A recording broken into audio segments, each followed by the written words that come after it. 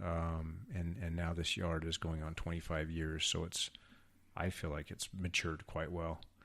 A lot of people are just blown away by what they see, and not because it's vast, right? Not because there's acres and acres of this beautiful garden in the community. It's a very, very small garden, and within that yard there are rooms, is how I like to look at it. So there's many different rooms in this backyard that they're not completely isolated, but it's kind of like, oh, here's the shade garden, and here's the cactus garden, and here's the aquatic garden, and here's the pathway garden, or whatever, the rose garden, and it's kind of fun to talk about that with people, whether they're horticulturists, whether they're enthusiasts, or just people who can just appreciate a good landscape design. And I love walking around. I'm like, oh man, I got this, just like that bald cypress I was talking about earlier. This one, I remember getting this plant. I remember the day we got it, and this is why, and this is what it provides for all of the animals. And I love it at this time of year when it turns this color or whatever, and so each plant, or maybe each room, has a lot of stories, and that's super cool. But also, kind of a funny thing is that we love to rock hound and find gems and minerals and things like that as well. And we place these little rocks and whatnot, things that we've found in our yard. And that is also a great memory tool for the kids or for us. And so it's like, oh, do you remember that time? And do you see that rock right there? And so it sparks conversation, and it makes your yard more. The depth is so much greater with the meaning of your yard. You know what I'm saying? I mean, you can just run down to the nursery, just buy a whole mess of plants, throw them in, and they'll look good, right? And not everybody cares about the maintenance and cares about really wanting to delve deep into their landscape. But for some reason, it brings me like this deep joy. And that's the plants and the design and the hardscape and the patio and everything else all tied together. But then you incorporate animals and birds and living creatures into that space to share.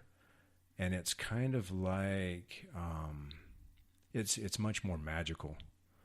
And it's kind of a funny thing is I'll be sitting back there in my yard, and I'm just kind of waiting for the Lorax to pop out of like one of these trees that I have, and just be like, I mean, everybody knows the Lorax, right? Dr. Seuss. Right.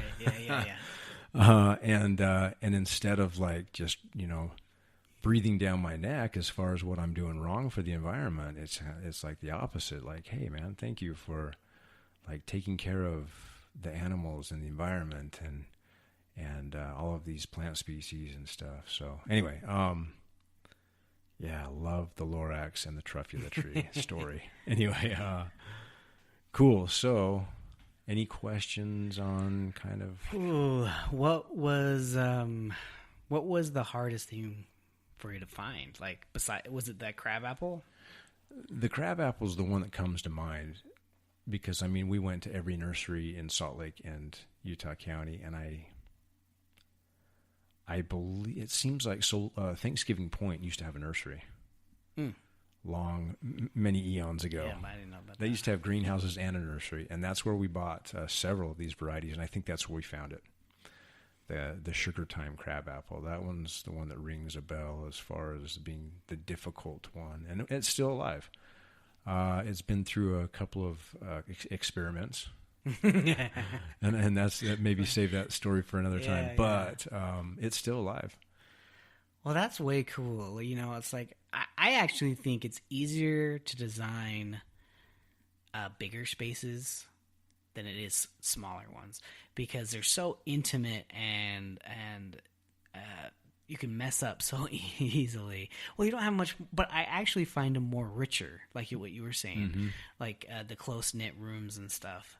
Like that to me is like finding the function within the form, and being able to bring that to your backyard, and even giving it to, I mean, people desire being in the wilderness. Totally. Like Park City, you can spend millions of dollars on buying a house up there to be in the wilderness instead of bringing the wilderness to you. I think it's just an awesome concept. I've been to your yard a couple of times, and I love it. Yeah. Like, I just am just swimming in it at your house. And it doesn't need to be a large area. It just needs, like you're saying, there's more meaning, there's more feeling. Yeah. The energy of your yard just, I mean, you're not always there picking every weed out. Nope.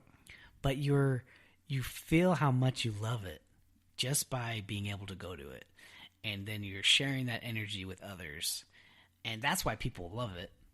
They feel your energy of how much you love it. Yeah, yeah. Well, and some may ask, well, how much turf grass you have in a situation like that? And really, turf grass doesn't add a lot to the diversity of your backyard wildlife habitat. Although, for me, the purpose I kind of used it as is kind of walking ways or pathways from one part of the garden or yard to another. So it's kind of more of a skinny little pathway areas. And trust me, I love my turf grass. I'll still play ball with my kids on that small little tiny 5x50 area. But and then one thing that brings me absolute joy is to be in the kitchen, whether I'm doing the dishes or cleaning up or whatever.